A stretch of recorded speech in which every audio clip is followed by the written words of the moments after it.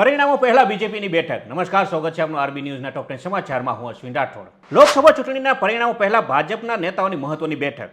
વિપક્ષની રણનીતિ પર કરવામાં આવી મંથન. ચૂંટણી પરિણામો બાદ ગુજરાતની ભૂપેન્દ્ર પટેલ સરકારની કેબિનેટનું થઈ શકે છે વિસ્તરણ.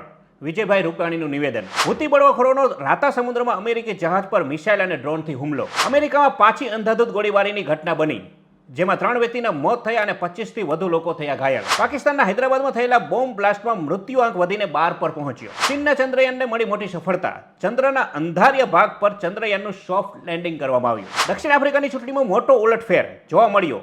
છેલ્લા 30 વર્ષથી સત્તારૂઢ રહેલી નેલ્સન મંડેલાની ANC પાર્ટીએ બહુમતી ગુમાવી. વિરાટ કોહલી ફરી એકવાર ICC men's one day cricket of the year બન્યો. આઇસલેન્ડને મળ્યા બીજા મહિલા પ્રમુખ.